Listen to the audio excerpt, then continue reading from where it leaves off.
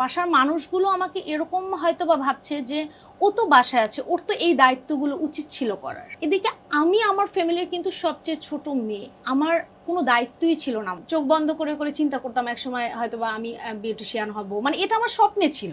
শাশুড়ির সাথে আমার একটু হয়তো বা দূরত্ব তৈরি হলে, এটা বর যদি না থাকতো আমি এখানে কখনোই আসতে পারতাম না। আমি যা করতে চেয়েছি তা আমাকে করতে দিছে, করতে দেওয়া যায়। চান্সটা যদি একটা মেয়ে পায় তাহলে অনেক কিছু করতে। সুমনকে ছাড়া আমি কখনোই আমার মায়ের কাছে যাব না। বাট ওদিকে তোমার আম্মু তো কষ্ট পাচ্ছে, আম্মুর মেয়ে তুমি। আমার আসলে শুধু সংসারটাই করা উচিত, কিন্তু আমি এটাতেই সীমাবদ্ধ থাকতে চাই না।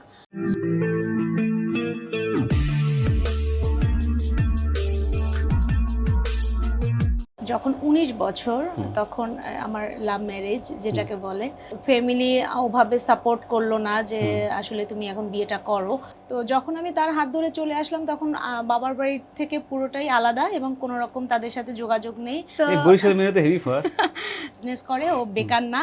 বাসায় বলেছি আজকে আমি বিয়ে করব, আমি ওকে আজ বিয়ে করলেও করব, আমি কাল করলেও করব। বড় ভাই হিসাবে আমি রেসপেক্টের জায়গা থেকেও বললাম যে সে আমাকে গায়ে হাত পর্যন্ত তুলছে যে নাচে। কেন আগে করতে হবে? ডে বাই ডে আমি ফিল করতে শুরু করি যে ফ্যামিলিটার মধ্যে আমি মনে হয় ভ্যালুলেস। আচ্ছা, সবাই কাজ করতেছে কিন্তু আমি কিছু করতেছি না, আমি কিছু করছি না এবং বাসায় আছি। এবং আস্তে আস্তে আমি এটা ফিল করা শুরু করলাম যে বাসার মানুষগুলো আমাকে এরকম হয়তো বা ভাবছে যে ও তো বাসায় আছে, ওর তো এই দায়িত্বগুলো উচিত ছিল করার। ওকে, মানে এটা মনে হয় নরমাল। হ্যাঁ, মানে টেকেন ফর গ্রান্টেড ধরে নিয়েছে আর কি। হ্যাঁ, এটা আমি নরমালি বলি কারণ হয়তো বা এটাই হয়। তো যেহেতু তিনজনই তারা ওয়ার্ক করছে এই আর কি, তো দেখা যায় সেটা কিরকম। এখন এটার মধ্যে বলতে পারেন যে আসলে কিরকম আমাকে ভ্যালুলেস মনে হচ্ছে। যেমন আমার সকালবেলা আমার শাশুড়ি যখন অফিস করে এসে সে রান্না করবে, হেল্পিং হ্যান্ড আছে তারপর রান্না করবে, সেটাও ওয়ার্ড লাগছে। বা আমি বাসায় আছি, কোনো একটা কিছু আমার হ্যাঁ মানে জিনিসটা আমার দেখতেও ওয়ার্ড লাগছে যে সে সার্ভিস করছে, সেখান থেকে এসে আবার সে রান্না করছে।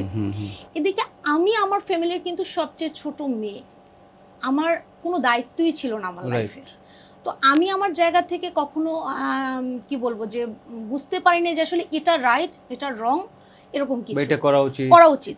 তো যেদিন দেখা যায় আমার শাশুড়িকে আমি হয়তো বা হেল্প করার জন্য আমি চিন্তা করলাম যে আমি রান্না করব বা কিছু, কিন্তু রান্না করতে গিয়ে আমি দেখলাম যে আমি হলুদের বাটা মরিচের বাটা যেখানে যাচ্ছে সব এলোমেলো করে টোরে আমি রান্না ঠিকই প্রেজেন্ট করলাম, কিন্তু অবশেষে হয়তো বা আমার শাশুড়ি খুশি হলো না, কারণ আমি তো সব অগোছালো করে রেখে গেছি।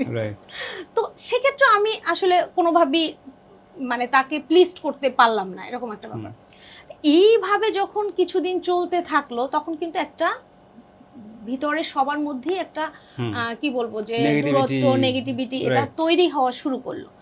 আর ফাঁকে আমি বলে নেই যে আমার যে প্রফেশন, আমি একজন বিউটিশিয়ান, একজন মেকআপ আর্টিস্ট, এইটা কিন্তু আমি মনে করব কেউ ভিতরে না থাকলে সে কখনোই বেটার বিউটিশিয়ান হতে পারে না, মেকআপ আর্টিস্ট হতে পারে না। তো আমার মধ্যে সব সময় ছিল যেটা যে আমি কিছু করব, সেটা বিয়ের আগেও মানে ঘুমিয়ে ঘুমিয়ে মানে চোখ বন্ধ করে করে চিন্তা করতাম একসময় হয়তো বা আমি বিউটিশিয়ান হব, মানে এটা আমার স্বপ্নে ছিল, এরকম একটা ব্যাপার। তো যখন বললাম যে আস্তে আস্তে ফ্যামিলির মধ্য থেকে একটা মানে চলে আসলো সবার মধ্যে, তো যখন চলে আসলো শাশুড়ির সাথে আমার একটু হয়তো বা দূরত্ব তৈরি হলো। এটা আমি একদমই বলছি সতে যে এটা নিয়ে দর্শক যারা দেখবে সেটা যেন এরকম ভাবে না যে আমার শ্বশুরবাড়ির মানুষগুলো খারাপ ছিল।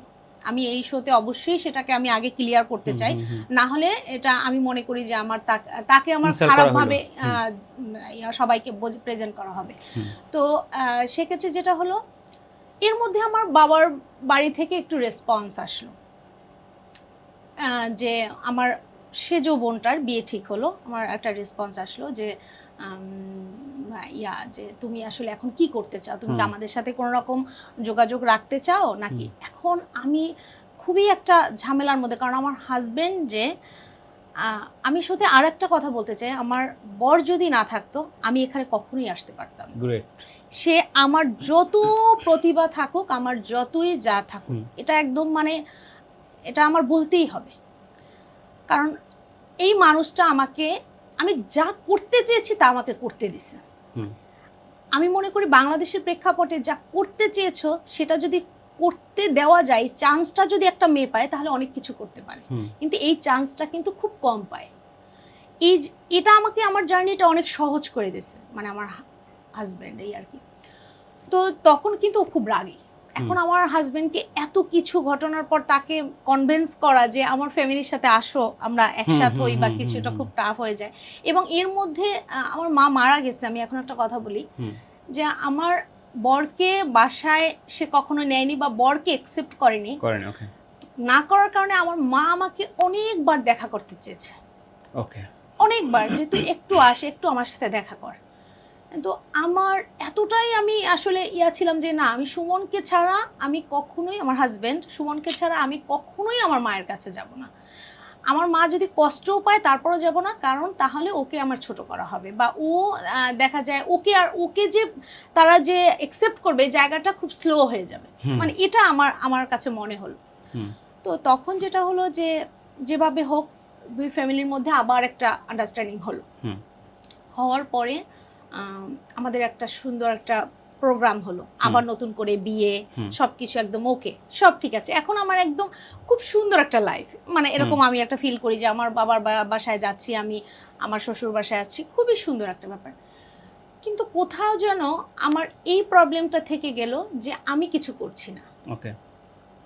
এই প্রবলেমটা আমার থেকেই গেল যে আমি কিছু করছি না।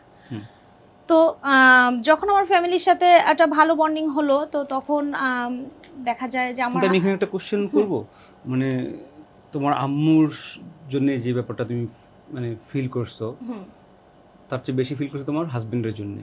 বাট ওদিকে তোমার আম্মু তো কষ্ট পাচ্ছে, আম্মুর মেয়ে তুমি, বাট তোমার জিনিসটা এখন তো তুমি চাইলেও কিছু করতে পারতেছো না, তোমার এখন মনে পড়ে না?